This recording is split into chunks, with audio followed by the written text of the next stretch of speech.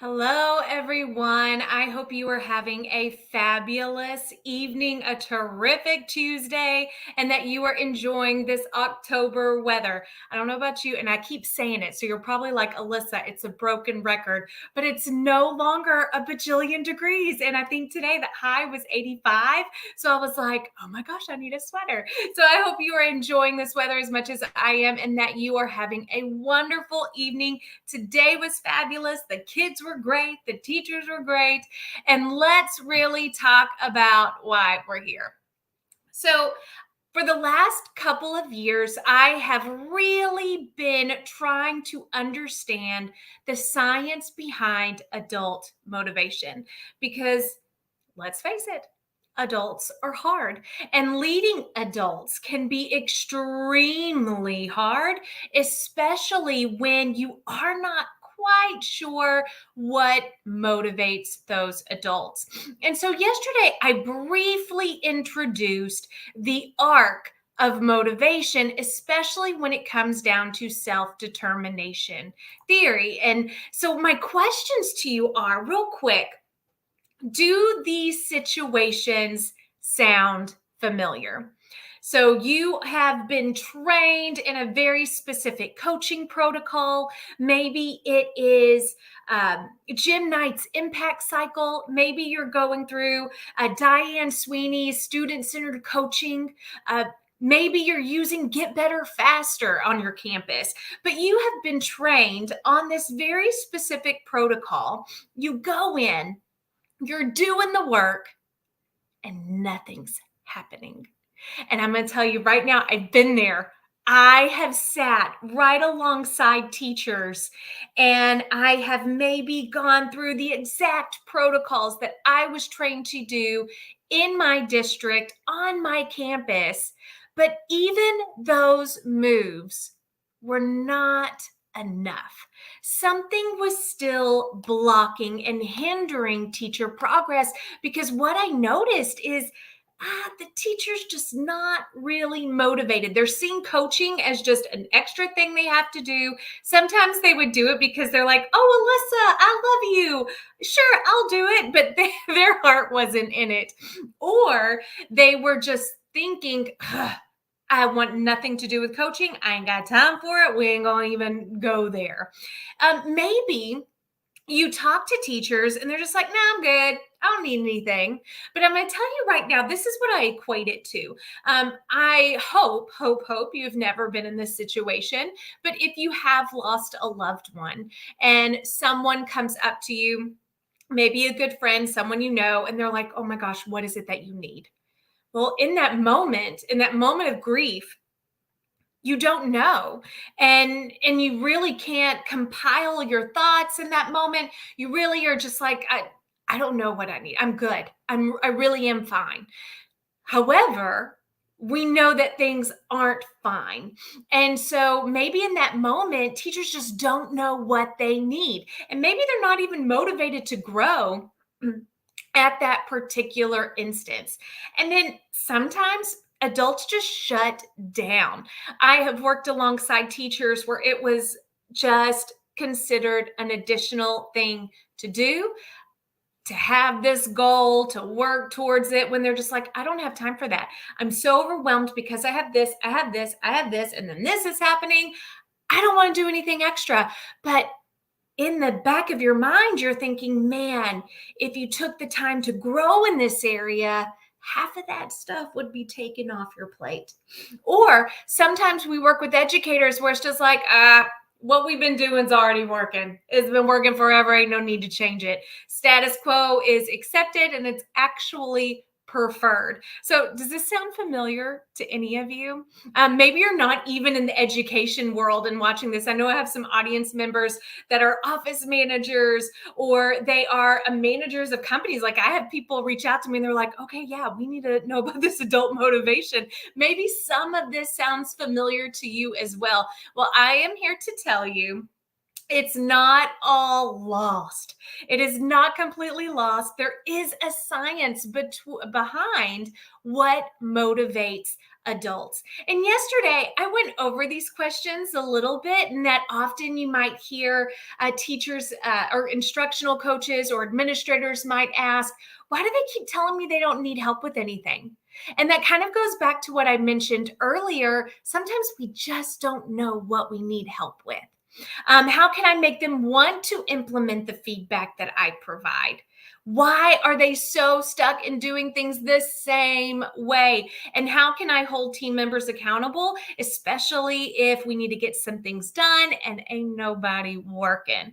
And so, really focusing what will motivate our team members into getting those things done. And so, we know that with self determination theory, we have three huge motivating factors: autonomy, relevance, and competence. And today we are just sticking with autonomy. And I get this question asked quite a bit. Alyssa, in a field where there are so many compliance measures, how do I include autonomy? How do I incorporate autonomy? And so I am here today to kind of walk you through how, as an instructional coach or as an administrator or as a teacher leader, you can provide autonomy in the day-to-day work of teachers. Now, we know that we have to believe in something to put forth extra effort. And sometimes that belief can be, oh, I'm going to lose my job if I don't do it. But that's not good enough. I like to know that I have freedom over my choices. I like to know that I get to choose. And also, we know that people support what they create. That's one of the reasons why I am an advocate for teacher created lesson plans and teacher created scope and sequences, because we support what we create. I read today, it was actually on Jim Knight's LinkedIn. I cannot take credit for this, but today on Jim Knight's LinkedIn, he posted this quote: when we take away choice, we're deprofessionalizing a profession. That goes for any profession, but especially in a profession where we as educators are fighting to be treated as professionals. Why would we take away autonomy? Why would we take away choice from those that we lead? So I'm going to state that again. When we take away choice, we're deprofessionalizing a profession. And we do not want to do that, because the moment we do that, we are creating a culture of unmotivated teachers. And that's not what we want. So let's go through how we can incorporate autonomy for those that we lead. First of all, with their goals. When teachers are establishing their own goals, providing that autonomy, and I'm not talking about, I feel like there's a lot of problems around teachers establishing goals at the beginning of the year for their what every state's different on what they call it, but in Texas it's T-tests. And so teachers at the beginning of the year sit down and they're supposed to generate their goals. But I'm going to tell you, I have yet to meet a teacher who created a heartfelt, worthy goal that they actually sat and reflected upon, because one, they were just given like this blank slate of what's your goal. Have you ever given students a writing prompt and we're just like, write whatever you want to write about? And then all of those kids are looking at you like, there's zero guidance whatsoever. So, I've there's some problems with establishing those specific goals with zero guidance. But what I'm talking about is really questioning and facilitating reflective conversations where teachers can come up with heartfelt goals. And one of the questions that you can ask them is, what's your biggest pain point? What is your biggest headache? It is 4 weeks into school now. Maybe you're 6 weeks in, some of you 9 weeks in, but really think about, what is your greatest headache right now? And that, when teachers start talking, we're like, well, kids are talking while I'm talking. Kids keep pulling out their cell phones. I can't keep up with all these lesson plans, or nobody's wanting, when they go and they start putting stuff on paper for independent practice, it appears that no one knows what I've asked them to do, or that they're not getting it. And so maybe these are some of their pain points. And when you get them starting to paint that picture, they start creating this vision for themselves. And that's what you want to do. You want to pull them in to really seeing what their problem is, so that they'll stop saying, nah, I don't need anything, I'm good. Everybody needs something at some point. Now, the second thing that I want you to consider with goals is, what are students currently not doing that you want them to do? And I'm telling you, this is my favorite question. Again, learned from Jim Knight, talking about what is it that I want my students to do, and they're nowhere near doing it. But man, I would love for them to just walk into the classroom and get started without pushing each other and taking selfies and doing a TikTok video and, punching each other. Like, I would just love for them to come in and do this. Or I would love for every student to come to class with a fully charged Chromebook. I mean, you just really have the teachers again paint the picture of what they want that they don't currently have. Because do you see what I'm doing here? When I facilitate these conversations with teachers, I'm getting them to create their dream situation, and it's going to motivate them to want to do it. Now, the third thing that we're going to look at is, what would be the perfect learning experience? What would your students be doing? List it out, paint that picture. And what would the teacher be doing? Paint that picture. Oftentimes, I get the response of what the teacher would be doing is, I'm doing a lot more of facilitating, of deep conversations. My students are asking higher level questions among each other, and they're actually researching and answering. Like, all of these are beautiful things and that we want to accomplish in our classrooms. And guess what? It's not impossible. And with the assistance of a coach, it can happen. So right now, you're just getting the teacher to paint that picture. So, what is the difference between your desired learning experience and your current reality? And really having that conversation. What does it look like? What ain't going on? And what is going on? So that we can see the big difference. And then finally, when you are trying to provide autonomy in teachers' goals, the other thing that you can do, and this again, Jim Knight, is to create a clear picture of reality. That's through videoing a class where they are giving you permission to come in and record student interactions during instruction, provide student surveys, go in for an observation and give feedback. These are various ways that you can paint a clear picture of reality for the teacher so that they can choose their own goals.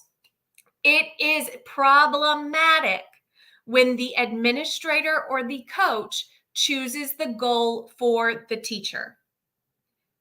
It's not going to be effective.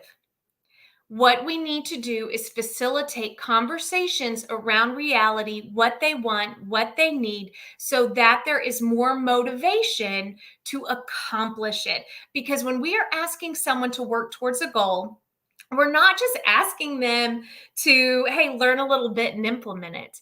We are asking them to take additional time. And we know teachers don't have a lot of time. Any educator doesn't have a lot of time.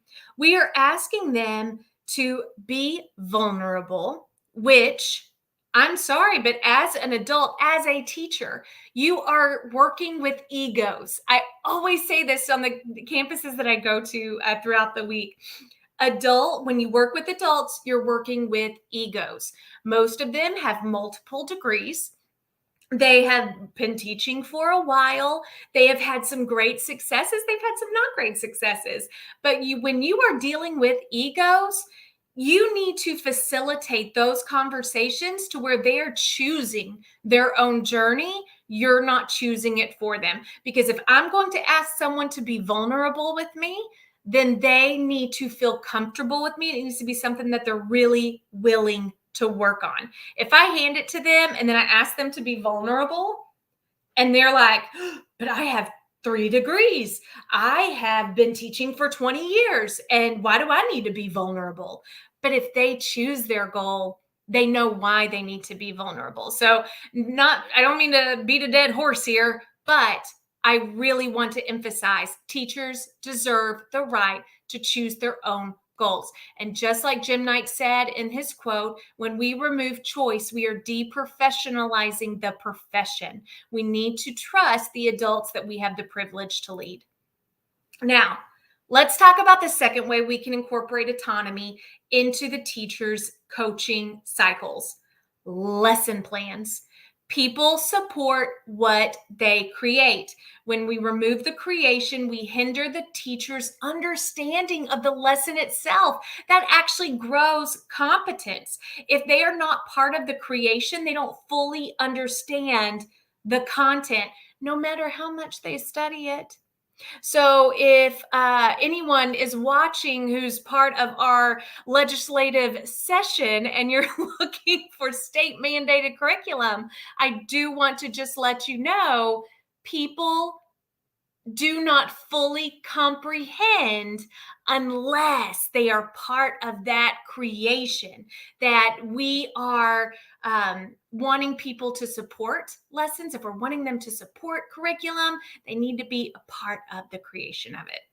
So the first thing that we do to ensure lesson plan choice is the entire team needs to have the same understanding of the learning intentions based on the standards. So across the board, we will have the same learning intentions. And based on that, we will then have the same success criteria. At that point, teachers can go and lesson plan on their own. There is no need to have lockstep lessons, this for this. There needs to be lockstep learning intention and success criteria. That's what needs to be aligned. So if we are offering learning intentions and success criteria that is aligned across the entire team, now individuals can go and choose the lessons they want to create. They can do it in a team, they can do it in partnerships. However, have you ever sat in a meeting where teachers start bickering at one another because they want to do it this way and then they want to do it this way? And do you know what ends up happening? Everyone does it their own way anyways, but you've just wasted an entire team meeting because one person sat there in silence while the other people planned what they wanted. And then this person got nothing done. So that is going to hinder motivation. And what we want them to do is be able to have that autonomy. And then how do you relate to the learning intention and success criteria? Everyone comes to the table with different lived experiences. So ask yourself, okay, if I am looking at this particular standard, how have I experienced it? So, as someone who grew up on a farm, if I am studying moon phases, I could easily talk about sitting on top of a trailer, gazing up at the stars. And when there was a certain type of moon, I could tell what time of year it was or what part of the month it was, or have some kind of connection that way. Or I need to consider who is sitting in my classroom, because as someone who taught in the city, they ain't going to connect to a farm story. But what they will connect to is something that they have experienced in their own life. So as learners, what strategies work for you to achieve the success criteria? What did you learn? What stuck? And so asking yourself as a learner, how did I do this? Kate Roberts, in her book, A Novel Approach, talks about taking a step back and observing yourself as a reader to truly understand how you discovered the answer to a problem, and really asking yourself, no matter the content you teach, how did I learn to solve this? How do I solve this? And I kind of jumped ahead a little bit, but also saying who is in your classroom, what will appeal to them, and what will engage them. Because I'm going to tell you right now, every class is different. And oftentimes, one group of students might be in someone's classroom, but then in my peers' classroom, there's a different group of students with different experiences. And so we need to take those things into consideration when we are developing those lesson plans. I have a comment here from Melissa Morrison. It says, I hope I am providing autonomy for teachers in my coaching. I do have them focus on the area they choose in the area in which I am hired to coach. I do not have much to do with lesson plans, but I think this for lesson plans is an effective one. Absolutely, Melissa. And you know what? You're doing the right stuff, that you have them focus on the areas they want to work on. Yes, you're hired to work with them in a specific content, but even within there, they have choice. And remember earlier, I had mentioned those T-test goals at the beginning of the school year, or any state mandated goals at the beginning of a school year, when it just says, what's your goal? What's your student-centered goal? What's your goal? It's too broad.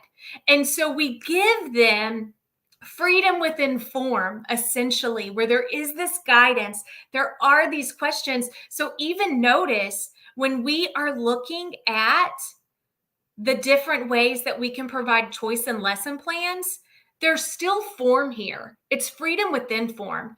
Everyone is responsible for the learning intentions and success criteria.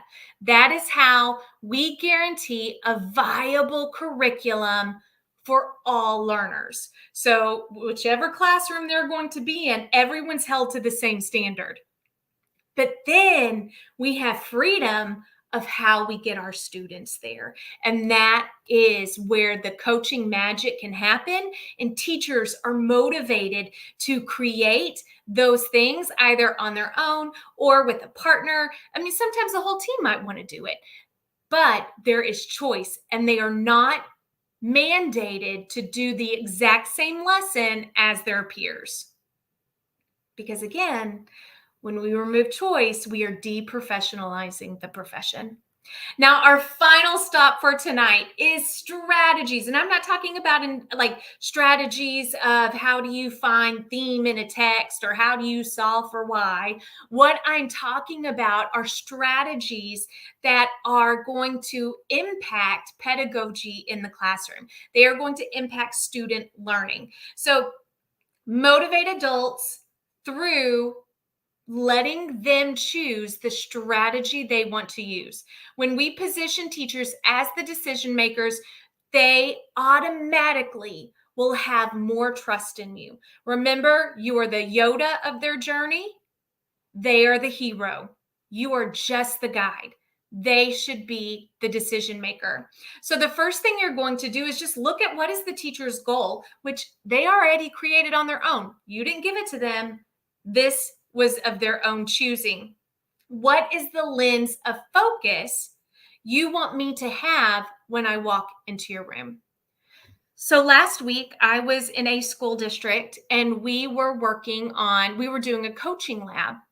And before we went into the teacher's classroom, there were about 13 coaches. And we were all 13 were going into this teacher's classroom, which she was well aware of. She knew everything had been prepped.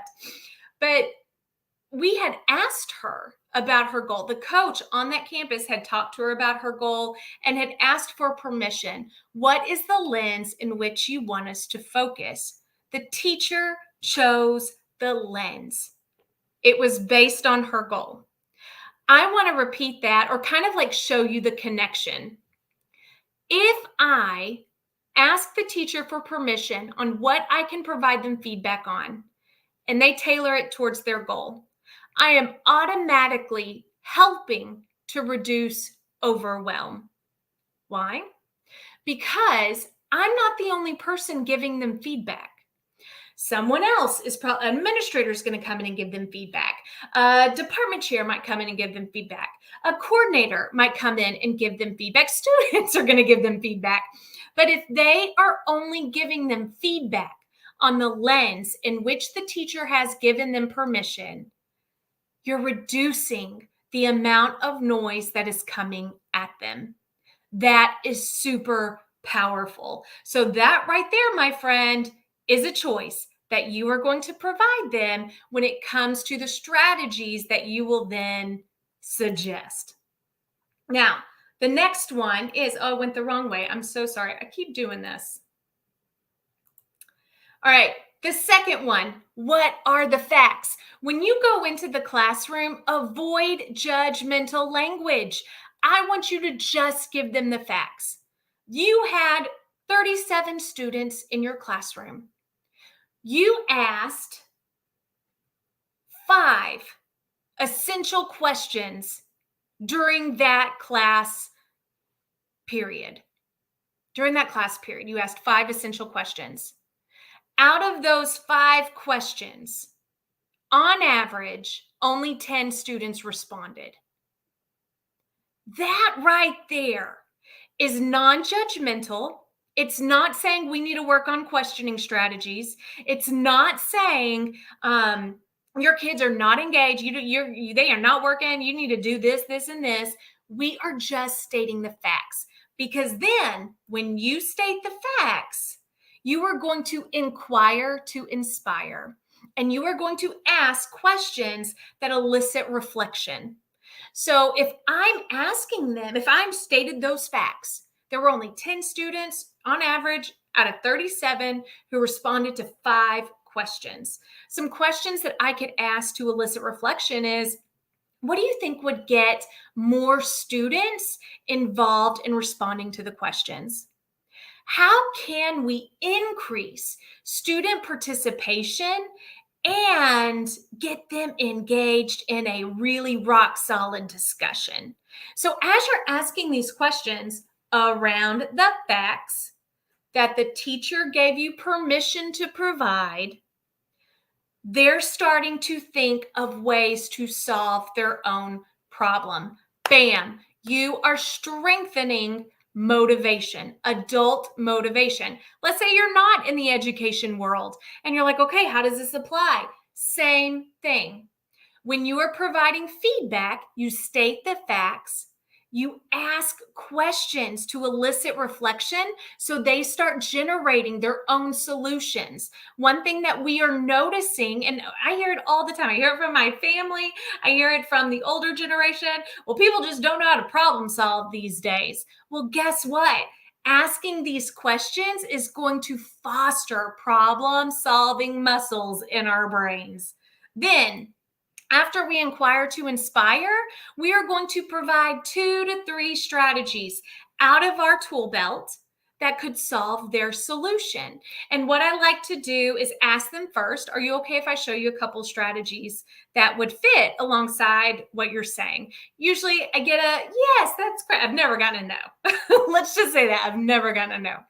But I show them 2 to 3 strategies, and I like to mix it up. Sometimes I show them strategies where, especially if I know that a teacher is very much a like drill sergeant, I don't want my kids up and moving. I don't want this, even though I want their kids up and moving, I ain't gonna push that just yet. So I might provide some strategies where the students are more sedentary, or I might even throw in something where the kids have to get up and move a little bit, just to, add a little spice to their day. But I go over each of the strategies, and they all solve the same problem. And then the teacher chooses which one they want to try. So I want you to think of that as an educator. If you are provided with the choice in your own goal, the choice in the feedback that you receive, you've been asked questions to reflect on your own solution, and then you choose the strategy that the coach has given you, like, aren't you going to be more motivated to accomplish it than if someone just handed it to you? Notice how much more motivating that is than just slapping it to the side. Now, I will tell you this, it takes a little more time to go through this. And I have spoken with administrator after administrator. I ain't got time for that. I'm just going to give them their goal. We got to get moving. Like, we have things to do. But there is fault in that because we need to go slow to go fast. Because, yes, you can hand them that goal. That's the fast part. It was fast to hand them the goal. But are they going to achieve that goal? No, they won't. Are students going to benefit from them not achieving the goal? No. So take a little more time on your end to provide these opportunities for autonomy. And guess what? The teacher will achieve the goal a lot faster and students will begin to reap the rewards. So that is something I want you to consider. You might think it's faster just to hand it to them. It's not, because adults are not motivated by directives. Adults are motivated by choice. And then the final way that you can incorporate motivation when it comes to strategies is by working alongside the teacher to create your own strategy. Even if you don't have this giant playbook of all these different strategies, work alongside the teacher. Ask these questions. Okay, how could this look in the classroom? What's step 1? What's step 2? What's step 3? And because remember what I said earlier, if we create it, we're more invested in it. We own what we create. We don't necessarily own what's handed to us. Does it take more time? It does. But does it take more? It actually quickens the time it takes to achieve a goal. So that is our conversation tonight around adults and autonomy. We can provide autonomy through goal setting, through lesson plans, and through strategies. So these are 3 ways that we can really amplify autonomy and get that motivation pumping. Now, I do want to tell you tomorrow, Wednesday, October 11th at 6 p.m., we are going to have a similar conversation, but all around relevancy. We're going to get into the R of ARC and talking about different ways that we can make coaching relevant to the teachers that we have the privilege to lead. And then Thursday, October 12th at 7, we are going to dive into competency and how to strengthen the competence.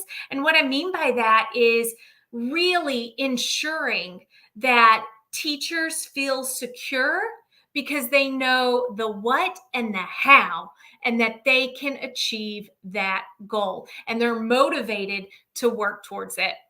So I hope this was helpful, my friends. If you have any questions, be sure that you send them to me. You can send them in the replay, you can chat section, you can send them in a DM, in an email. But I also want to remind you that there is a handout that when you registered for this event, you could have signed up for it. So let me make sure that you have access. It is a bit.ly, it's CCCARC. So let me also put this in the chat so you can grab it. So download, and I'm just going to put it bit.ly/CCCARC. So I just put it in the chat. Be sure that you grab that so you can follow along tomorrow. And I hope to see you tomorrow, 6 o'clock. It's a little different, 6 o'clock tomorrow night. And thank you for joining us. It was so good to see you, and I will see you tomorrow. Bye, everyone.